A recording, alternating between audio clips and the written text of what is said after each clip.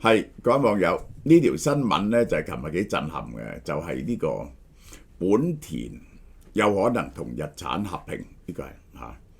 咁如果佢哋合併咗呢，就世界上，因為佢仲有一個 partner 喺度嘅，就三菱，就世界上絕對係世界上第三大嘅汽車公司，呢個係嚇。而點解要合併呢？就因為日產呢就係唔掂。最近嗰次嗰個盈利啊，最近嗰季係跌咗80幾個%。佢手上持有再係咁跌落去，因為中國嘅生意太大鑊，再係咁跌落去呢，日產嘅現金呢只可以支持12至14個月啫。咁樣就觸發咗呢個收購合併嘅行動。咁我喺呢度呢，就順便呢就講埋我對汽車前景嘅睇法。早幾日呢，我講過。世界上最後唔會剩多，又你要講5年咧，5年 down the road， 或者穩陣啲7年咧 down the road， 世界上就剩翻7、8間汽車公司嚇。咁就第一間就係 Tesla， 第二間就係豐田嚇。咁就係本田加，如果加埋日產，可以係第3間。比亞迪係第4間。呢個現代呢個 Kia。嗰啲人話 Kia 唔係現代 ，Kia 係現代嘅一個牌子，佢本來個獨立嘅車廠嚟，後來俾現代收購咗，係第5間。美國係冇車，美國係得一間 Tesla， 我唔覺得 GM 同福特可以存在。德國可能有3間，其他啲全部執晒。呢個就係呢個大眾，呢個 BMW 同埋呢個 Benz 就係咁多嘅啫。世界嘅汽車公司就係咁多。咁就遲啲咧就再會執嘅，執到咧就得翻3、4間。聽晚我就講美股係咪崩潰？日本2大汽車製造商 Honda 同 Nissan 展開合併協商，震撼汽車界。呢項係證實咗㗎啦，係10月17號首先報導。大家睇下 Nissan 嘅價錢即刻跳咗落嚟，跳咗上去。因為佢咧，人哋對Nissan嘅前景係非常之黯淡嘅。佢嘅 market cap 係16,500億呢個日元，咁咧係得呢個80-90億美金嘅啫，陰公80億至90億美金呢一個52個禮拜新高嘅最高係650幾蚊，最高330幾蚊，彈翻上440幾蚊。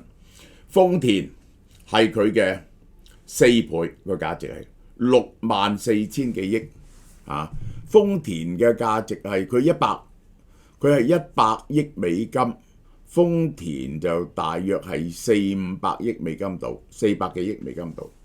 豐田嘅盈利好好喎，最高係1960，哇！宣布合併之後咧跌咗落嚟，由1,300跌咗啲落嚟跌咗落嚟。佢係 P/E 係5倍96嘅啫，dividend yield 5.99，好 solid 嘅豐田。豐田有足夠嘅現金流，如果同埋Nissan合併，呢2間車廠就係世界上第3大車廠，呢個就係本田同日產將會尋求喺單一控股公司，即係點呢？呢個咧唔係涉及錢，係 merge 埋一齊。並預期好快就會就新合併嘅實體簽一份 MOU。如果 Honda 同日產合併，就會創造出520億美金嘅日本呢間公司，佢個市值變咗520億美金，都係好凄涼。因為呢個 Tesla 1萬億㗎係佢20倍。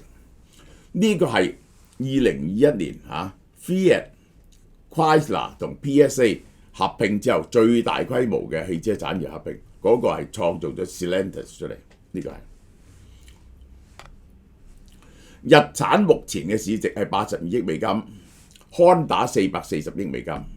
日產今年股價大跌40%，佢喺中國嘅市場基本係逼到冇人，逼到不能存在咁滯。喺歐美嘅市場亦都唔好。我要講講Nissan我一生人就坐過2次Nissan嘅車，我生平第一架車考到車牌我就買緊Nissan嘅 Skyline。咁後來咧就係、我唔坐 Benz 咧，就坐Nissan嘅 President， 其實幾好坐嘅，佢嘅架豪華房車 President。咁就專係 for 嗰啲國家元首坐喎 President 原本係嚇。咁近年咧就係呢一兩年啊，佢喺中國嘅產業係跌得好慘啊，可能咧就要被逼退出中國，係俾人打到好慘。佢嘅長處呢衫係乜嘢咧？佢嘅油電兩用車同埋佢嘅純電車係唔錯嘅喎，佢係有做純電車嘅經驗嘅喎。如果同佢合併咧，呢個係一個優勢嚟嘅喎。日產喺11月全球裁員9000人，全球產能削減20%，因為佢盈利大跌80幾個%啊！年幾之後佢就不能生存，所以一定要上，呢個係一定要裁員。本田 Honda 嘅副總裁話 ，Honda 考慮同日產嘅多種選項，包括資本合作或者設立控股公司。我諗係大家換股成為一間公司，咁樣咧呢個就係咁 Honda 就有足夠嘅現金去，第一就雙方有啲嘢就可以慳到出嚟。大規模合併之後咧，就可以裁多啲人出嚟，一間公司管。咁咧就係譬如話嗰啲營銷人員啊、行政人員啊，可以大幅度減少啦，啲產能重複嘅地方又可以減少啦，可以慳到啲錢出嚟啊嘛。第二咧就可以就係嗰啲銷售 network 亦都可以簡單化咗，合併咗兩個銷售 network 好嘅代理商。咁而嗰啲零件啊嗰啲嘢咧，亦都可以兩個協作之下咧，互相轉換，同一齊發展呢個電動車。呢個合併嘅背景就因為 Tesla 同中國電動車帶嚟嘅激烈競爭，歐美需求停滯帶嚟嘅壓力。呢個美國嗰個汽車銷售就係因為個息高咗，係增長慢咗，歐洲係陷入衰退。歐洲嘅最大市場德國係陷入衰退，呢個就係咁而佢哋嘅痛苦就在佢哋轉唔到過去電動車，尤其是喺中國市場嗰個油電兩用車啊，先至打得 Honda 慘。嗰啲油電兩用車咧6-7萬蚊一架嘅啫，因為佢只係用1/3嘅電池。本田同日產2023年全球銷路740萬架。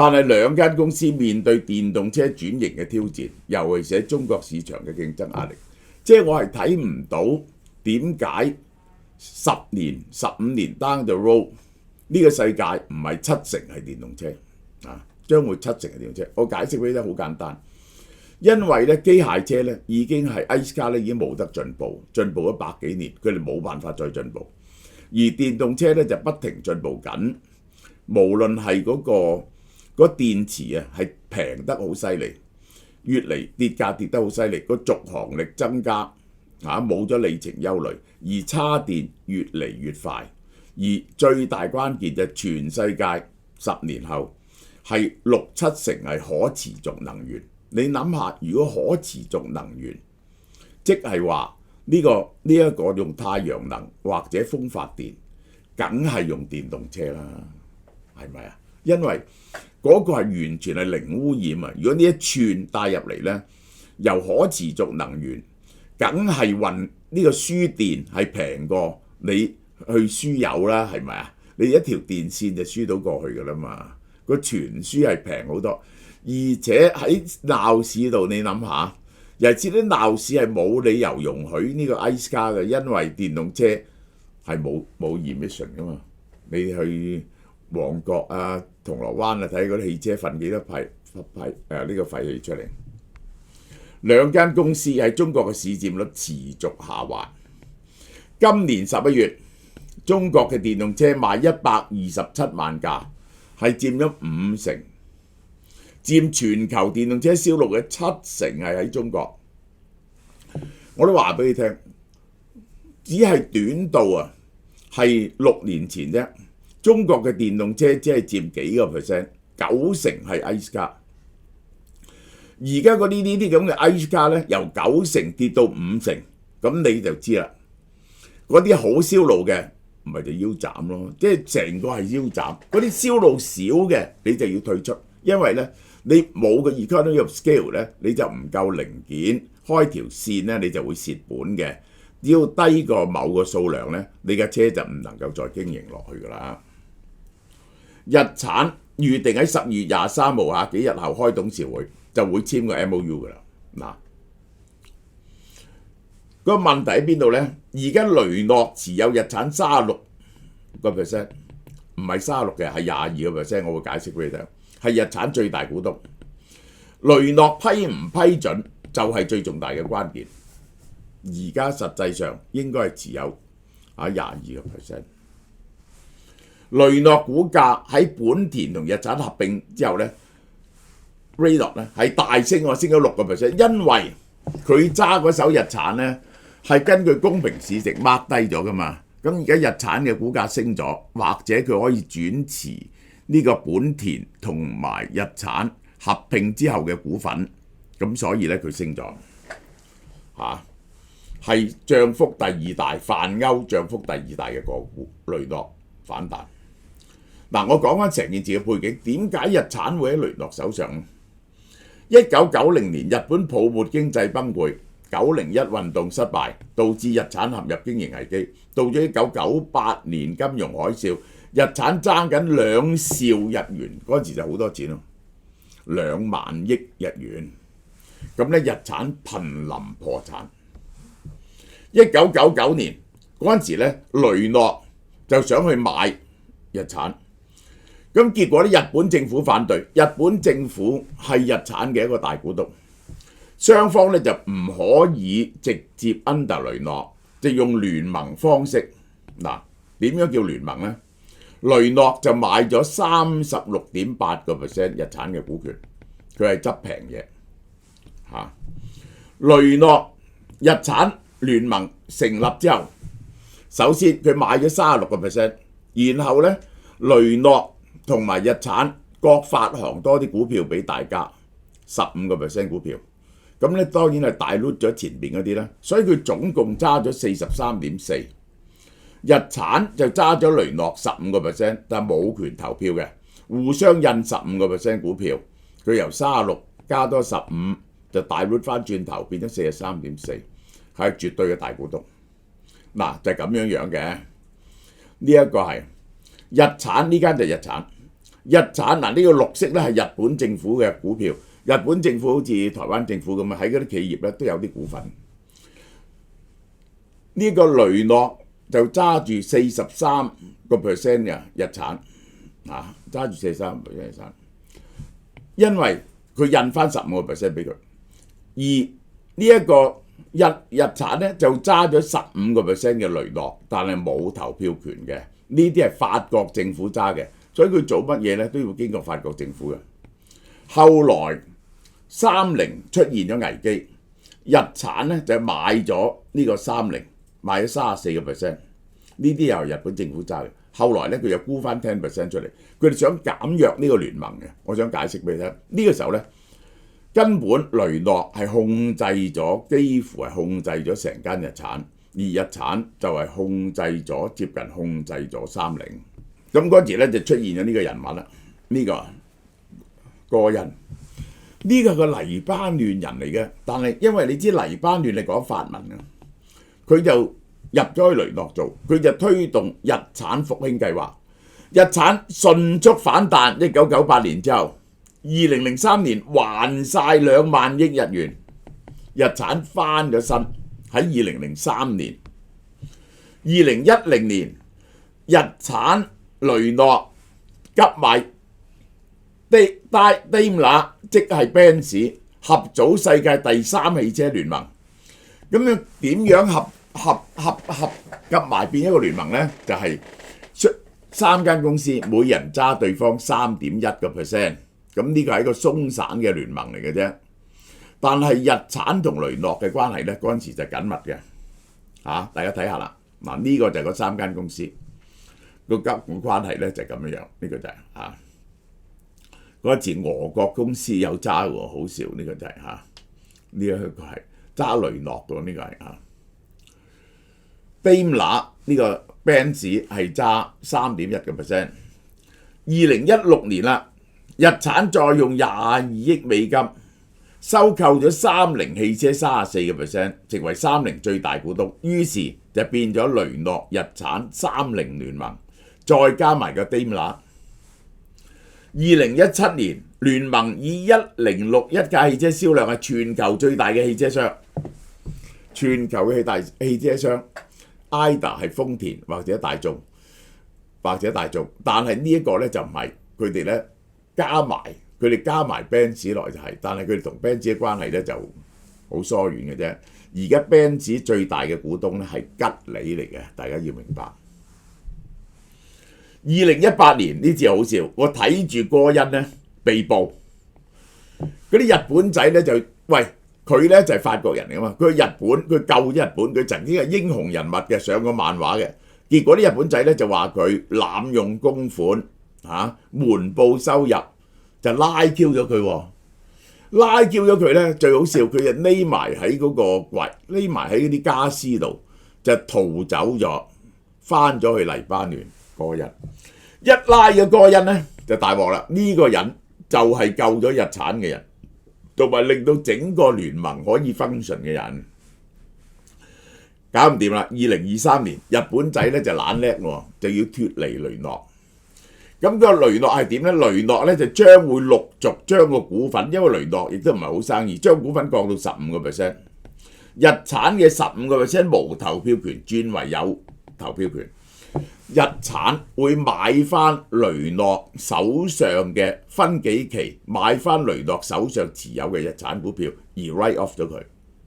結果 end up 咧就將會係雙方各持有對方嘅15% 嘅股份，咁呢個咧就係冇話事權㗎啦。咁所以咧就係雙方咧係拆緊嘅個關係，拆緊嘅關係嚇。但係而家未降到15%啊，而家仲揸住20幾個%。根據日本媒體，好啦，去到呢度，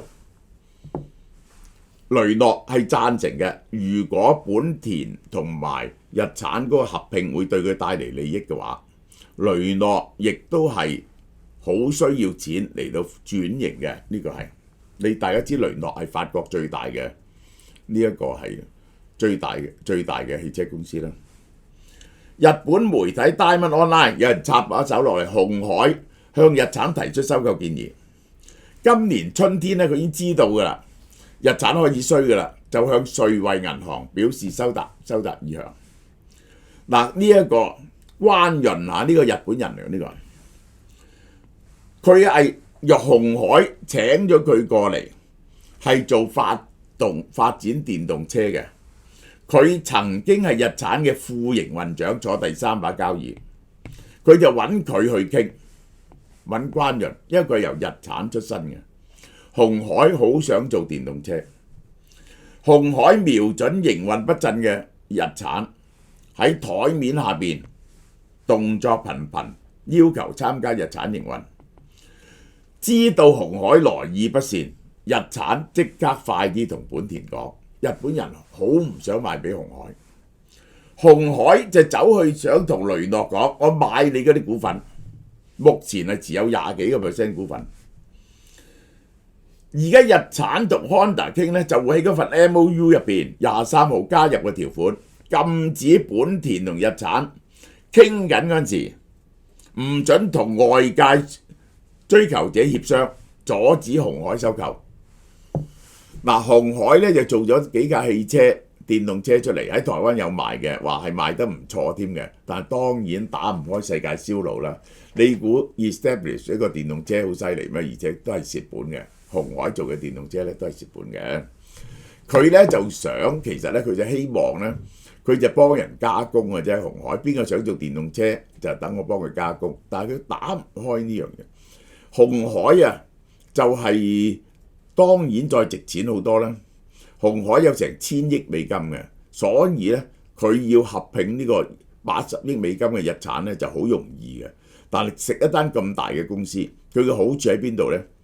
第一，攞咗日產嘅招牌，第二攞咗日產全世界好多產房呢個產能好多工廠，第三全世界嘅銷售網絡日產全部有代理商，譬如台灣嘅裕隆咧就係日產合夥公司嚟㗎。第四日產係有好多汽車嘅專利，尤其是喺油電兩用車，亦都有 Leaf 呢啲咁嘅電動車。